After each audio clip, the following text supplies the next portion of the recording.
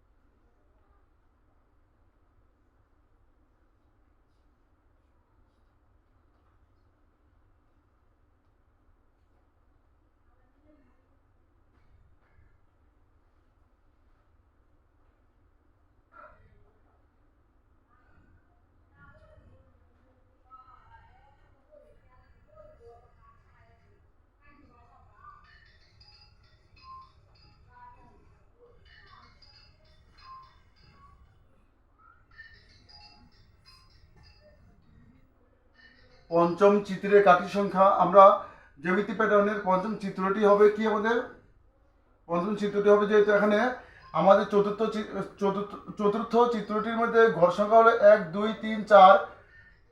আবার বলি, চতুর্থ চিত্রে গড় সংখ্যা হলো 1 2 3 4।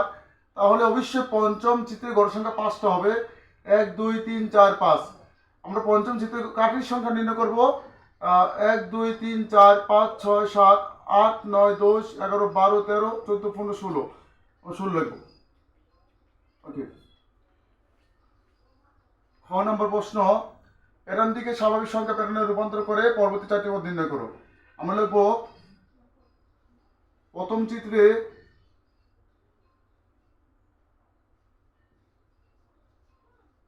কাঠির সংখ্যা 4টি। দ্বিতীয় চিত্রে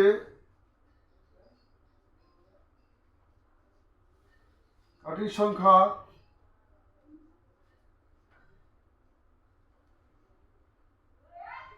7টি। তৃতীয় চিত্রে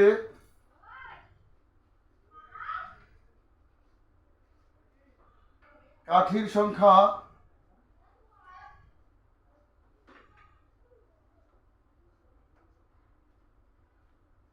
10টি। চতুর্থ চিত্র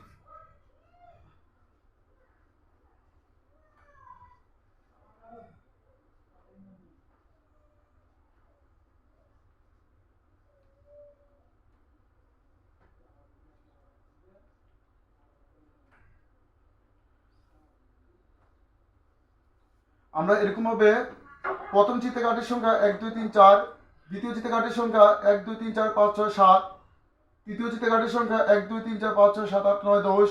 এরকম ভাবে কাঠির সংখ্যাগুলো বের করে নিলাম। আমরা এখন লিখব, সুতরাং প্যাটার্নটি 4 7 10 13 আর অসংখ্য সংখ্যা হবে। এখন আমাদের বলছে প্যাটার্নটি পরবর্তী 4টি পদ নির্ণয় করার জন্য আমরা এভাবে ব্যবধান বের করে নেব। এখানে 7 থেকে 4 বিয়োগ করলে 3 হয়, আবার 10 থেকে 7 বিয়োগ করলে 3 হয়, আবার 13 থেকে 10 বিয়োগ করলে 3 হয়। তাহলে আমরা লিখতে পারি, এখানে যেহেতু প্রত্যেকবার ব্যবধান 3, এখানে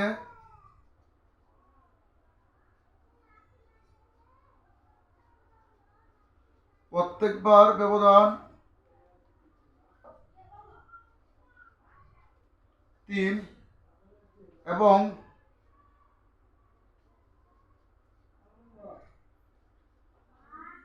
শেষ পদ 13।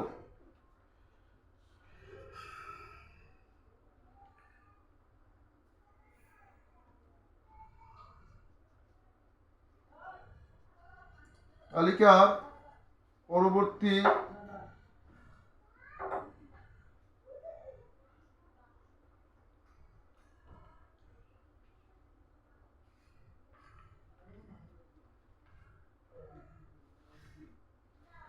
তালিকার পরবর্তী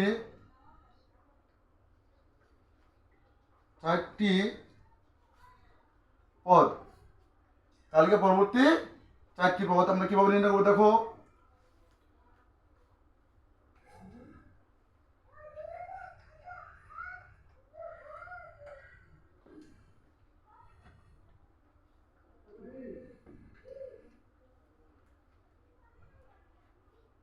তালিকার পরবর্তী 4টি পদ আমরা নির্ণয় করব।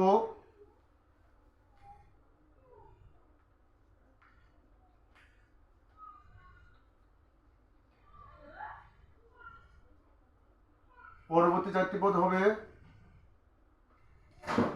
13 প্লাস ব্যবধান 3 যোগ হবে আমাদের 16, 16 প্লাস 3 19, 19 প্লাস 3 22, 22 প্লাস 3 25। সুতরাং তালিকার পরবর্তী 4টি পদ হবে 16, 19, 22, 25। আশাবাদী তোমরা খুব সুন্দরভাবে বুঝতে পেরেছো। আমরা যখন ব্যবধান নির্ণয় করার পরে আমরা কি করব, শেষ পদের সাথে ব্যবধান যোগ করলেই আমাদের কি পরবর্তী পদগুলো আমরা পেয়ে যাব। এখন আমাদের বলছে এরূপ 50টি চিত্র তৈরি করতে মোট কতটি কাঠি লাগবে। আমরা লিখব গ নাম্বার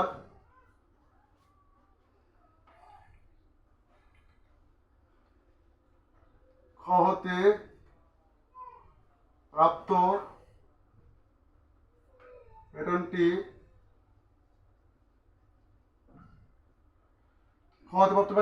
কি আমরা কি পেয়েছি, খ হতে প্রাপ্ত প্যাটার্নটি পেয়েছি আমরা 4, 7, 10, 13, 16 এরকম। তাহলে আমাদের কত হয়, এখানে ব্যবধান 3 হয়, 3, 3, 3। এখানে প্রত্যেক বার ব্যবধান 3, যেহেতু প্রত্যেকের ব্যবধান 3, আমরা একটা জিনিস মনে রাখবো, যখন সমষ্টি বা মোট নির্ণয় করতে বলবে, কি নির্ণয় করতে বলবে, সমষ্টি বা মোট নির্ণয় করতে বলবে, তখন অবশ্যই আমরা কি করব, প্যাটার্নটিকে বীজগণিতের রাশিতে প্রকাশ করবে। কিসে প্রকাশ করব, বীজগণিতের রাশিতে প্রকাশ করব। তাহলে আমরা এখন লিখতে পারি প্রথম পদ 4, যেহেতু ব্যবধান থেকে প্রথম পদ বড়, সুতরাং আমাদের এখানে কি হবে, যোগ হবে, কি হবে, যোগ প্লাস 1। দ্বিতীয় পদ প্রথম আমাদের 7, 3 ইন্টু 2 প্লাস 1। তৃতীয় পদ 10, 3 ইন্টু 3 প্লাস 1। সুতরাং কতম পদ 3 ইন্টু ক প্লাস 1। তাহলে আমাদের বলছে 50টি চিত্র তৈরি করতে, 50তম পদে 50তম চিত্রের কাঠির সংখ্যা, 50তম চিত্রে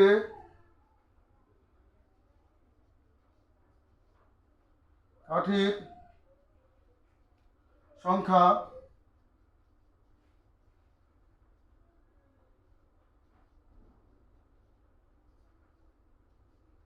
এত।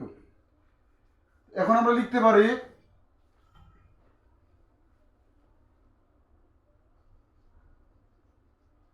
এখানে প্রথম পদ কত, 4, প্রথম পদ কত 4, শেষ পদ 151, পদ সংখ্যা 50। সুতরাং মোট কাঠি লাগবে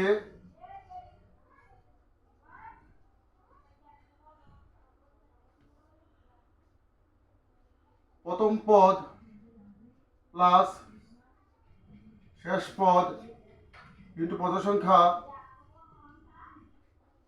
ডিভাইডেড 2। তাহলে আমাদের এখানে প্রথম পদ হলো আমাদের 4, শেষ পদ হলো 151, পদ সংখ্যা হলো আমাদের কত 50, 2 ভাগ করলে আমাদের 25 হবে, আর এটা যোগ করলে 155 হবে ইন্টু 25, 5 25 125, 125 5 হাতে আছে 12, আবার 5 25 125, 125 12 137, 37 7 হাতে আছে 13, 25 25, 25 13 কত হয় আমাদের 25 আর 13 না, 25 13 8 7 8 3। আশা করি তোমরা খুব সহজে বুঝতে পেরেছো। তোমরা সেম একইভাবে এই প্যাটার্নগুলো মান নির্ণয় করতে পারবে। আজকে আমি তোমাদেরকে এই জ্যামিতিক প্যাটার্ন করানোর উদ্দেশ্য হলো, যেহেতু আমরা স্বাভাবিক সংখ্যা প্যাটার্নের একটি সৃজনশীল করেছিলাম গত ক্লাসে, আজকে তোমাদেরকে জ্যামিতি প্যাটার্নটি করিয়ে করলাম, যাতে তোমরা জ্যামিতি প্যাটার্ন সম্পর্কে একটু কিছুটা ধারণা পেতে পারো। জ্যামিতি প্যাটার্ন স্বাভাবিক সংখ্যা প্যাটার্নের মতনই খুব সহজ, অঙ্ক বেশি কঠিন না। আমরা জাস্ট শুধুমাত্র কাঠির সংখ্যাটা গণবো, গণেই আবার কী করবো স্বাভাবিক সংখ্যা প্যাটার্নের মতো অঙ্কগুলো করবো। ইনশাআল্লাহ তোমরা খুব সহজে বুঝতে পেরেছো। আমরা পরবর্তী ক্লাসে আমরা তোমাদের জন্য আরও নতুন কিছু আনার চেষ্টা করবো ইনশাআল্লাহ। তোমরা ভিডিওটি বারবার দেখবে এবং আমাকে সাপোর্ট করবে, তাহলে আমি তোমাদের জন্য গণিতের নতুন নতুন ভিডিও তৈরি করবো এবং তোমাদেরকে দেবো। ধন্যবাদ।